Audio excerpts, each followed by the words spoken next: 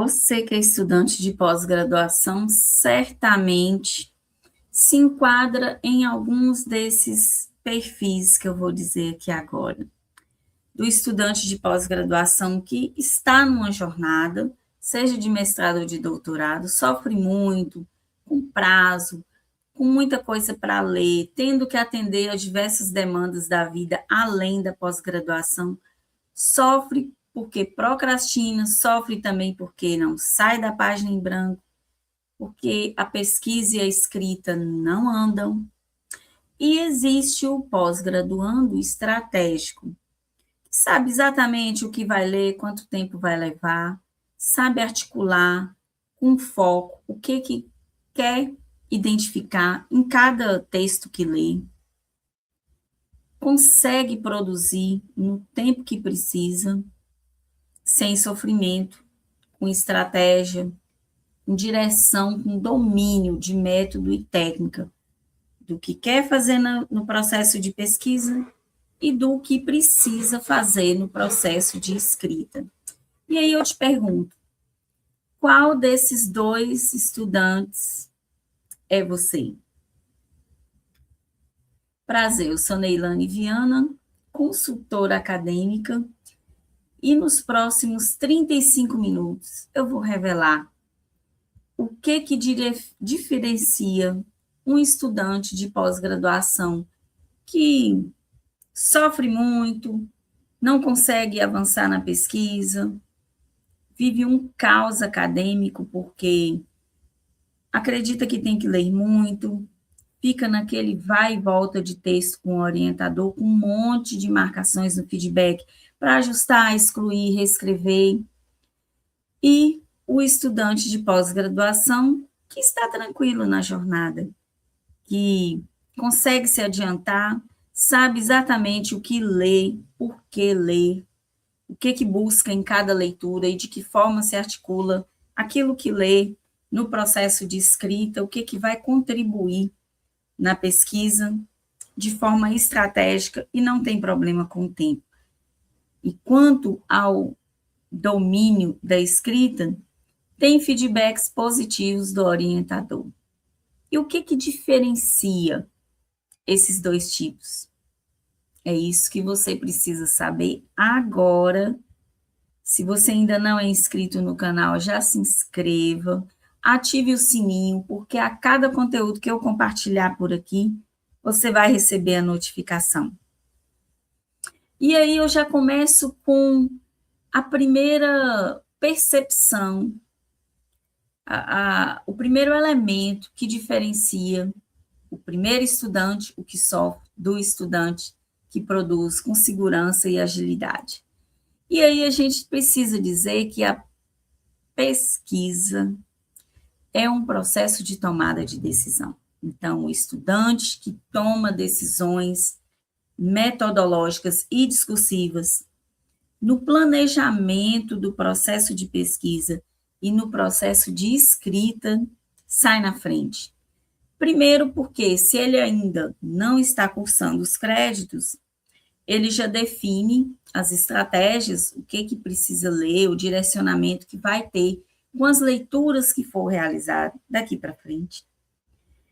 E aquele que já está na jornada, que muitas vezes já precisa escrever aí ensaios, artigos no final de cada disciplina, sabe, inclusive, utilizar esses textos que está escrevendo para ser um tópico, um capítulo da dissertação ou da tese. Então, esse processo de tomada de decisão, ele é a partir do momento de que se inicia essa jornada da pós-graduação. Então, quem espera se sentir preparado totalmente para definir, por exemplo, o tema, o problema, para definir algo, para colocar a mão na massa, certamente fica perdido no início da jornada. Sabe por quê? Porque leitura sem direcionamento, sem propósito, é perda de tempo. Você ocupa sua cabeça com diversas ideias científicas, mas não sabe por onde começar. E é exatamente por isso que antes você necessita decidir qual o seu tema, a sua questão, problema, que é aquela interrogaçãozinha, aquela inquietude do seu estudo que você precisa definir, vai direcionar toda a sua jornada de leitura, de escrita, de foco de perspectiva teórica. Então, você precisa delimitar tema e problema, escolher os referenciais, os autores, a partir dessa primeira delimitação do que você pretende responder, estabelecer os critérios. Esses critérios podem ser temporais, por exemplo. Dentro desse tema, a partir da seleção de materiais, eu vou ler o quê? Os clássicos, os mais recentes, a partir de que época eu vou fazer esse recorte dos estudos? De que forma eu pretendo interpretar esses dados? Sob a perspectiva de qual ótica? Dentro da área do conhecimento que eu pretendo. Minha sublinha, linha e sublinha de pesquisa está alinhada com o que eu pretendo desenvolver e abordar? Quando você define isso no início, já diminui a possibilidade de você ficar sofrendo, ficar perdido no meio do processo da pesquisa e do processo de escrita. E tem mais um outro elemento que se refere à clareza. O estudante de pós-graduação que tem clareza daquilo que precisa ler, por que precisa ler, qual a lacuna identificada, fica mais fácil escrever durante a jornada. Então, assim, muitos estudantes muitas vezes acreditam que tem que ler tudo antes de escrever. Mas, na verdade, antes de escrever, precisa decidir o que ler, ter direção, ter clareza do que precisa ler, porque não é necessário ler tudo. O pós-graduando que escreve com direcionamento, com agilidade, ele lê só o que precisa, a partir das definições que ele fez no tema, no problema, inclusive nos objetivos, as pretensões do estudo perante aquele tema, sabe?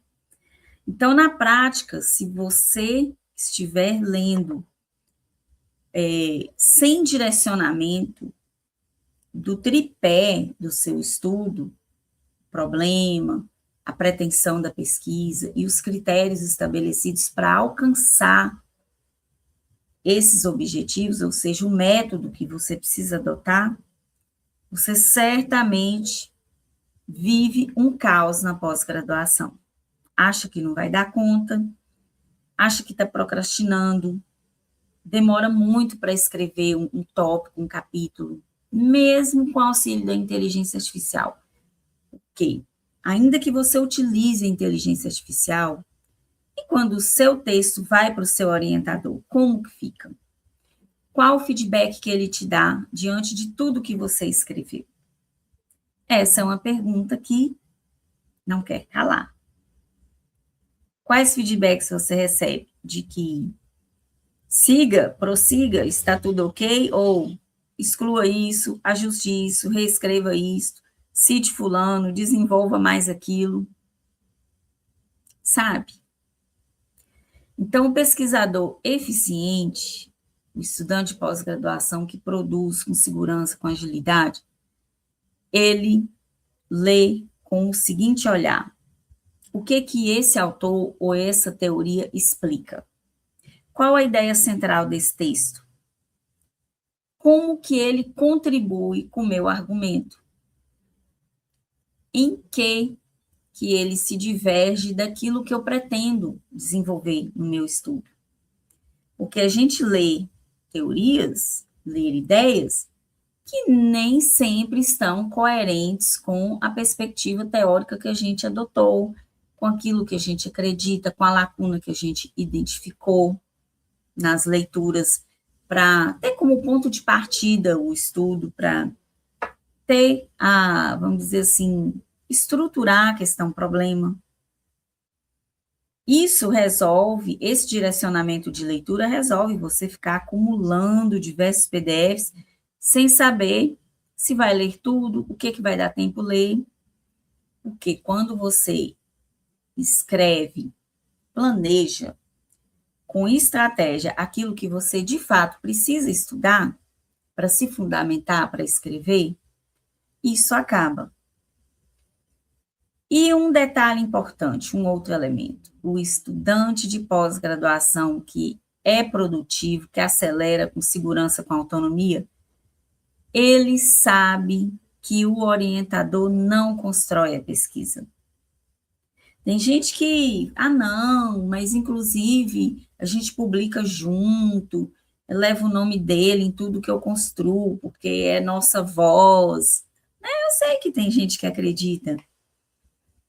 Não, ele me direciona em tudo, ele me fala o que eu tenho que ler, por quê, ele constrói comigo todas as justificativas de leitura, de exclusão, de um referencial ou outro, ele me direciona o tom discursivo que eu tenho que apresentar ao meu estudo, quando eu escrevo. É assim? Me conta aí. Ele é presente na sua vida? Presente que eu digo assim, de sentar junto com você e analisar, isso daqui você precisa ler tal fulano, você precisa citar tal teoria para justificar tal coisa. Fala a verdade. Se ele faz isso com você. Então, o estudante que tem uma agilidade na produção, autonomia, ele sabe, ele acredita que orientador não constrói pesquisa. Quem constrói pesquisa é o estudante de pós-graduação. O orientador, ele só vai validar aquilo que é construído, dar o tom de aceitabilidade, te orientar se a forma que você apresentou, a sua análise, o seu estudo, é aceito cientificamente, é válido na banca futura que ele vai, designar para avaliar o seu trabalho. O foco do orientador é esse. Quem constrói pesquisa, meu amigo, minha amiga, é você. Então, por isso, quanto maior autonomia você tiver sobre o seu processo de pesquisa e o seu processo de escrita, melhor. Inclusive, tem gente que acha que é a mesma coisa, e não é. O processo de pesquisa envolve planejamento, estratégia, delineamento do que vai ler, por quê, estruturação de critérios de inclusão, de exclusão, de temporalidade, de atendimento a exigências específicas da pós-graduação, estrutura da coleta de dados e análise, reflexão, construção de significado. Esse é um processo, que é o da pesquisa, percepções, insights. Já o processo de escrita é compor toda a sua experiência enquanto pesquisador, leitor, na textualização disso tudo. Envolve identidade, envolve estruturação de raciocínio, esse é o processo de escrita. E é gasto de energia. Você unir linguagem e método e textualizar. Porque, na verdade, a escrita é isso. Você textualiza ideias utilizando linguagem e método. Realizando seleção vocabular, selecionando termos, conceitos, teorias, fazendo da sua análise uma textualização crítica, analítica. E são processos distintos. E a junção do processo de pesquisa com o processo de escrita é que dá a você o título, se você souber estruturar e alinhar aquilo que você construiu de forma clara, delineada. Porque projeto de dissertação não é dissertação, não é tese. E o estudante que acelera a sua escrita, ele, no momento que ele copia, o projeto para a prévia da dissertação ou da tese, ele já vai fazendo todos os ajustes que são necessários inclusive o tempo verbal. Como é que é no projeto? Esta pesquisa realizará tal, e o procedimento X será realizado a partir de tal coisa, buscará tal atividade. Os dados poderão evidenciar, esse é o projeto. E na dissertação, na tese, precisa fazer o ajuste. Dissertação e tese é sobre o que foi realizado para alcançar os objetivos e para responder a questão problema. Então, o projeto responde o que será feito. Ele promete. Já a dissertação, ela responde o que foi encontrado daquilo que foi feito.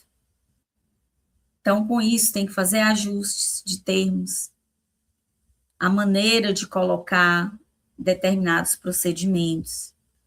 Tem que apresentar como que foi interpretado o dado coletado, a teoria lida. Qual o significado? Então, responde a essa pergunta. Por que que tal teoria e tal dado encontrado é relevante no estudo? É isso. A dissertação, o teor dela precisa conter esse tom do que foi realizado, do que foi alcançado. E uma percepção, mais uma percepção, que diferencia o estudante que sofre. O estudante que sofre, ele acredita que a escrita começa no primeiro capítulo. Então, ele começa antes, ele não faz síntese, ele lê de forma aleatória. Ah, gostei desse texto. Ele não lê com método, com estratégia. É porque ele lê por afinidade. Ah, eu gostei, olha, da forma que esse autor apresentou aqui esse texto. Olha, pelo resumo, eu já vi que esse texto é interessante, tal. Mas o estudante que acelera a sua escrita, ele começa antes fazendo sínteses, transformando ensaios, artigos de final de disciplina em tópico, em capítulo. Porque cada leitura que ele faz, inclusive durante a realização dos créditos, ele realiza síntese, ele elege categorias de teoria, de modelo, de método adotado, ele compara uma teoria com outra, um autor com outro, ou seja, em que um se diferencia de outro autor, em que eles se assemelham. Mais ainda, ele levanta hipóteses sobre limitações identificadas de um estudo com outro. Esse vai além, esse outro não. Tem as percepções que são vinculadas. Ele define, ele consegue identificar a relação entre um autor e outro, a partir de escolas em que eles se vinculam, perspectivas teóricas, e assim vai. Então, quando chega no momento de escrever, boa parte, o aluno, o estudante de pós-graduação que faz que desenvolve essa estratégia, ele já tem boa parte escrita. Porque ele fez síntese, ele fez resenha, inclusive resenha é o que eu recomendo, que dá melhor aproveitamento de tudo que lê, porque na resenha você já tem um desenvolvimento de análise, principalmente se for resenha temática, em que você, de um único tema, você lê diferentes autores, diferentes visões, e aí você constrói significado sobre isso, sabe? E aí, faz sentido para vocês que eu estou te dizendo? Já pensa nos seus momentos de leitura, como é que você está fazendo? O que você está adotando para ler? Qual critério você estabelece para suas leituras? Ou quais critérios? E um outro detalhe, mais uma estratégia que diferencia o estudante que sofre do que produz com segurança e agilidade. O percurso lógico da escrita. O percurso de encadeamento das ideias de forma fundamentada. O estudante que apenas descreve estudos, faz quadro, um estudo e outro, sem apresentar o significado, a interpretação e uma linearidade de raciocínio disso, leva tacaguada com a banca. Por quê?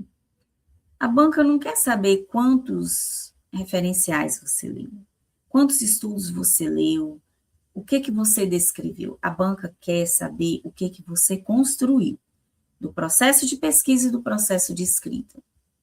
Inclusive envolvendo desafios, possibilidades, o que você fez para diminuir e atenuar os desafios que você encontrou. E isso, inclusive, você pode apresentar na sua tese, na sua dissertação. Eu fiz isso. E a banca viu como uma maturidade científica. Nem tudo que a gente lê é convergente com o que a gente tem de pretensão na pesquisa. Se a gente pegar e levar para o texto só as vozes, citações, por afinidade, ou porque traz o conceito com mais assertividade, não é isso que vai fazer o seu texto ser bem avaliado. É a construção do todo. É o detalhamento, a minúcia com significado. Se você apresenta 3, 4 referenciais, tem que haver o que isso significa com aquilo que você levantou para sua pergunta, com a hipótese que você estabeleceu para sua tese. Se aproxima dessa hipótese ou não. Se responde a sua questão problema ou não, e o que isso significa. Então, cada capítulo, ele precisa responder a uma pergunta. E o estudante que não sofre, que agiliza, ele escreve de forma estratégica. Ele vincula cada tópico, cada capítulo a um objetivo. Um objetivo da pesquisa, que é o mapa, né, que é do projeto, é o mapa da sua escrita, é o mapa do processo da pesquisa e da escrita. Então, cada capítulo, ele responde a uma pergunta. A introdução precisa responder qual o tema investigado.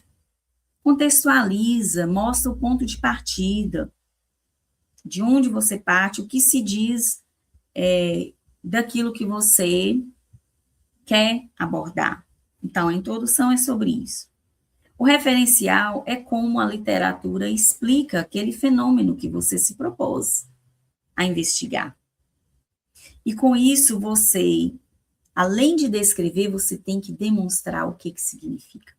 Tem que demonstrar a visão interpretativa. E a metodologia, você apresenta como você vai alcançar cada objetivo estabelecido. Como você vai buscar responder a sua questão-problema. Se a sua pesquisa vai descrever, vai explicar, ou seja, o objetivo metodológico é descrever, explicar, explorar, é misto, como que é? Vai precisar de qual instrumento para coletar dados? Precisa estabelecer cada coisa. E os resultados, você precisa apresentar o que foi encontrado, não é apenas descrever aquilo que a pesquisa coletou. Descrever coleta não é resultado. Resultado é a partir do que a coleta evidenciou, o que significa. Qual é o resultado daquilo que você perguntou? É como se fosse assim, você pergunta como sente, sei lá, o sujeito, com qual é a percepção dele em algum aspecto que você queira saber, mas na hora de evidenciar os resultados, você não tem que relatar que o participante X percebeu Y, o Z percebeu B. Você não vai relatar. Além de compilar essas percepções, você vai apresentar o resultado disso. Isso significa o quê? O que se conclui? Qual a porcentagem que evidenciou T ou B. É algo para além do relato, para além da descrição. E a discussão, qual a visão interpretativa você constrói? O que isso significa cientificamente? E a conclusão, como que a pesquisa contribui no campo científico? Principalmente em se tratando de pesquisas interventivas, pesquisa a ação, sabe? Tem vamos dizer, evidencia de forma mais clara a contribuição da pesquisa. Porque a contribuição da pesquisa, ela se apresenta como ela contribui para uma transformação de algo, ou para um novo olhar, uma nova teoria, uma nova descoberta. Que é isso que a contribuição da pesquisa dá. É um novo, é a descoberta, é algo que não estava sendo visto daquela forma, ou não funcionava daquela maneira, né? No caso de algo prático. E um detalhe que eu fiz, que eu percebi, e que você também precisa se atentar. Tanto o processo de pesquisa quanto o processo de escrita, a gente gasta muita energia. Fala a verdade. É noite, sim, claro. Você que está aí, você deve saber. É muitas vezes momentos que você deixa de estar com seus amigos, com a família, para você direcionar a energia para ler, para escrever, né? Para realizar procedimentos ali da pesquisa, que você gasta tempo e energia. E a energia cognitiva, ela, vamos dizer assim, ela é muito gasta ali quando você precisa construir significado sobre aquilo, realizar a leitura profunda. Por isso que é importante o direcionamento. Se você realiza a leitura sem direcionamento, você gasta muita energia, porque você acumula conteúdo, mas não tem aproveitamento estratégico daquele conteúdo que você lê. E aí, para você ter, vamos dizer assim, uma produtividade mais estratégica, você precisa que as suas leituras sejam profundas, mas você sabendo como articular essa profundidade ao olhar para o fenômeno que você está investigando. Se o autor traz determinado conceito, isso significa o quê? Com o que eu estou estudando. Aí a análise de dados. Tem gente que descreve dados. A análise, você elege categoria, você vincula a uma teoria apresentada. Você retoma a teoria, retoma algo que você defendeu, explicou, correlacionou, comparou com os dados que você coletou. Seja afirmando, confirmando a sua hipótese ou negando a hipótese. E a escrita, ela é argumentativa, tem que ter os operadores argumentativos. Demonstrando isso significa que, pode-se compreender que, deduz-se que, no entanto, parte, vamos dizer assim, do que se evidenciou, direciona para tal resultado, é ter esses operadores argumentativos, sabe?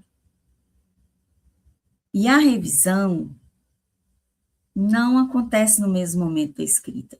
O estudante que sofre, ele quer fazer tudo ao mesmo tempo. Ele revisa, ele escreve, ele lê, ele, né, sem estratégia, de forma aleatória. Quanto, na verdade, você precisa desenvolver uma percepção de parte por parte, uma coisa de cada vez. Primeiro planeja as leituras, porque vai ler. Depois estrutura a ordem dessas leituras. Porque a partir da questão problema, você estrutura um percurso discursivo. Quem me acompanha sabe o que é isso.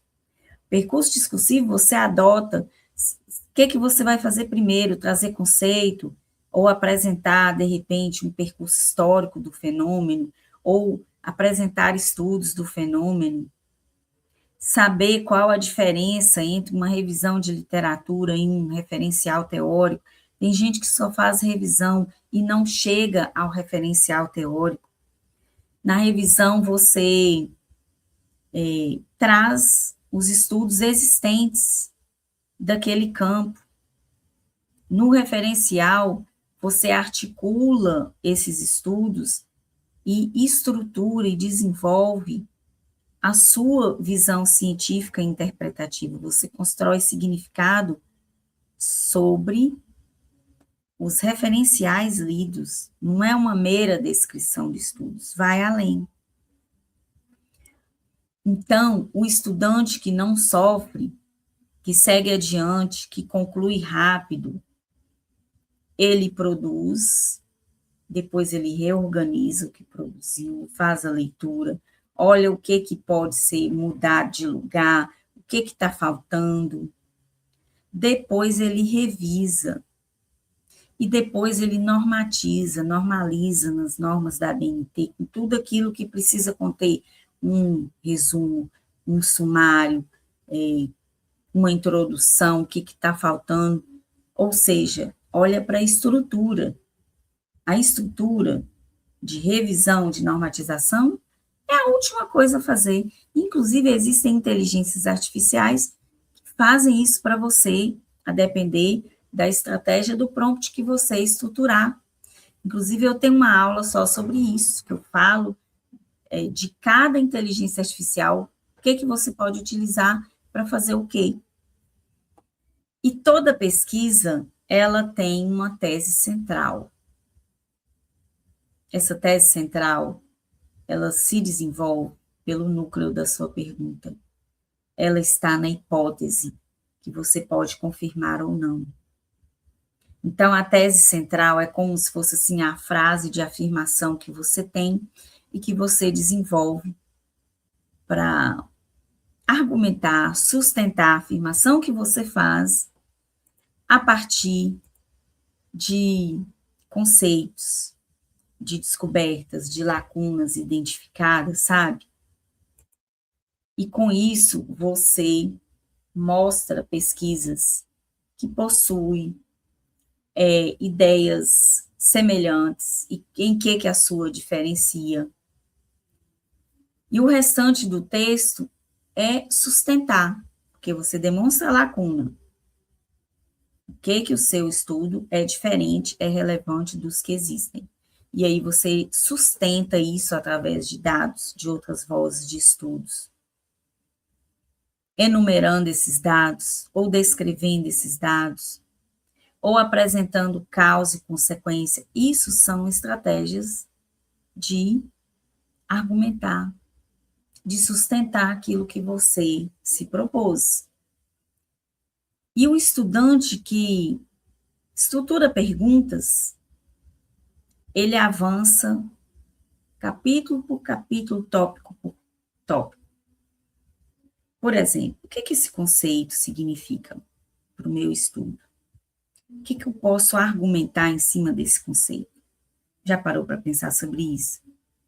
Como os autores definem esse conceito e o que eu lanço de olhar sob a perspectiva da teoria que eu utilizo para esse conceito? E o contexto? Aparece? Qual é o contexto do estudo que eu leio? Qual é o contexto da minha pesquisa? Tem diferença, né? Posso fazer uma analogia, uma comparação? Como isso explica meus resultados? Por isso que a teoria escolhida, o referencial, precisa ser estratégico. Se você vai coletar percepções de determinados sujeitos, percepções de quê? Eu vou olhar para essas percepções a partir de qual ótica? Do sujeito, do usuário, por exemplo, uma pesquisa numa escola, em que você quer identificar as possibilidades de utilização das tecnologias digitais na prática docente. Possibilidades de utilização das tecnologias digitais na prática docente. É a percepção de quem? Do estudante, do docente, do gestor educacional. É com esses delineamentos que você define o que vai ler e por que vai ler. Percebeu como faz diferença? E com isso você vai para o contexto. Qual é o contexto do meu texto, da minha pesquisa? É possível citar tal teoria e articular com isso? É semelhante? Não. O que é semelhante e o que não é semelhante? Como isso explica meus resultados, essas teorias que eu utilizo? Elas confirmam? Não tem nada a ver? Elas falam sobre uma outra ótica? Que evidências sustentam essa interpretação que eu tenho desses estudos? Me diga se você está construindo a sua dissertação, a sua tese, a partir dessas perguntas.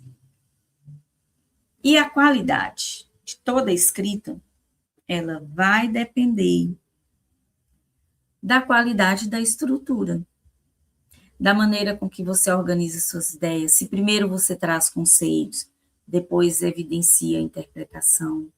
Se você articula num determinado tópico, ou, vamos dizer assim, ou capítulo, conceitos, depois você vai para percurso histórico do fenômeno, ou se você começa contextualizando o seu campo de pesquisa, os sujeitos, para depois partir para a base bibliográfica, analítica.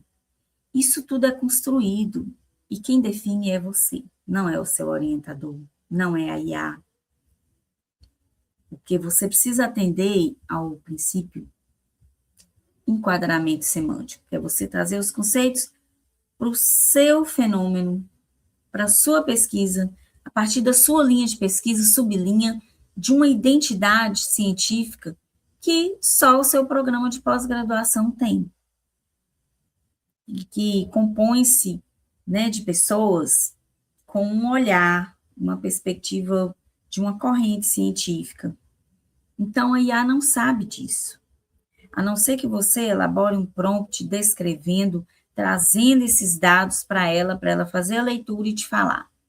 Fora isso, a IA não conhece quem é o seu orientador, o que ele, a partir de que ótica que ele lê o seu texto, entende? Então, comparar uma coisa com outra, por que eu preciso estudar X ou Y, o que é diferente de X ou de Y, é mais importante do que você acumular conceito, citação. Porque isso a IA te dá, a descrição ali, ó, de estudo, que um é diferente do outro, mas e a visão interpretativa no seu estudo, a partir da sua questão-problema. Então, a revisão de literatura, toda a sua base que você precisar estruturar, tem que ter identificação do que é convergente com aquilo que você defende, o que é divergente, qual a lacuna que você percebeu, os avanços que tem, as limitações. Com isso, você demonstra maturidade científica, certo? E, para concluir, o que eu quero dizer para você? Para retomar, né, para resumir, o processo de pesquisa e o processo de escrita, você precisa planejar, ler, planejar suas leituras e ler, refletir sobre essas leituras, escrever, revisar, reescrever se for necessário e entregar. Então, são processos necessários. Precisa ler com estratégia, sabendo por que precisa ler. Não é leitura aleatória, só com base no tema. E o objetivo não é você terminar capítulo, escrita. O objetivo é você reduzir incerteza, porque quando você está assertivo naquilo que você estabeleceu, está alinhado com o tripé da sua pesquisa, que é problema, o núcleo da pesquisa, questão, problema, objetivos e metodologia, tudo fica claro, tudo fica direcionado, tudo fica coeso. E aí reduz aquele vai e volta com o orientador, de reescrever X, citar Y, nananã, aquele monte de coisa. Aquelas perguntinhas, é isso mesmo? Sabe? Então, cada sessão precisa responder uma pergunta concreta. Quando uma dúvida é resolvida, o texto avança naturalmente. Aí parte para o próximo.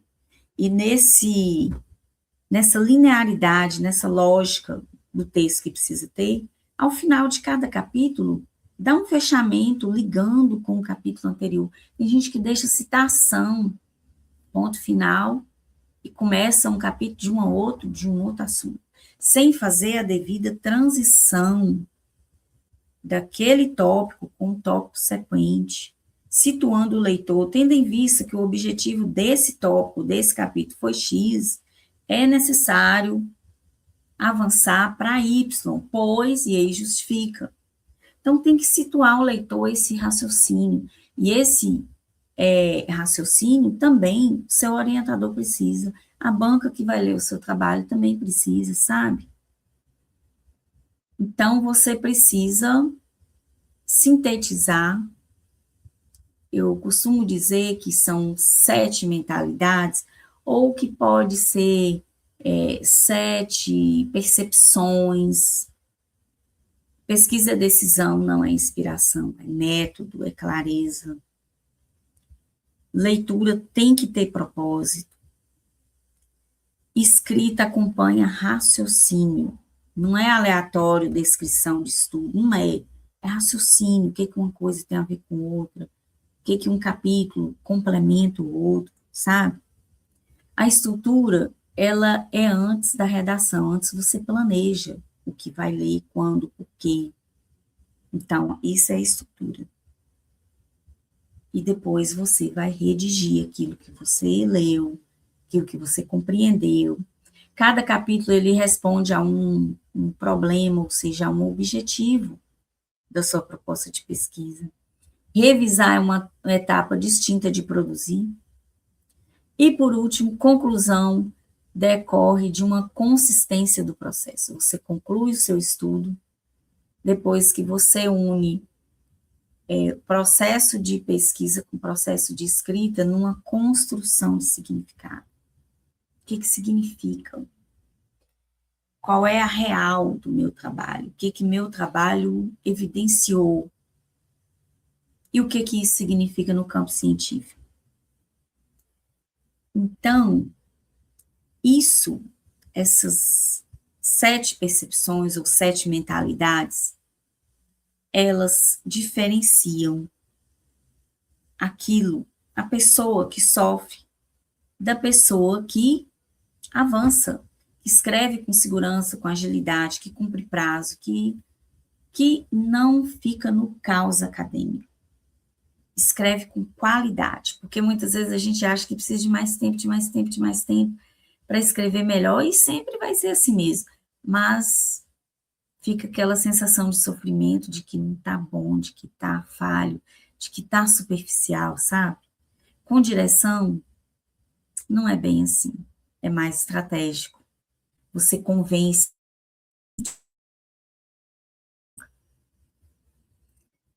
E aí, eu quero que você reflita como que está o seu processo de pesquisa e o seu processo de escrita. Tem essas estratégias? O que você pode desenvolver mais? Me conta que eu quero saber. Até a próxima.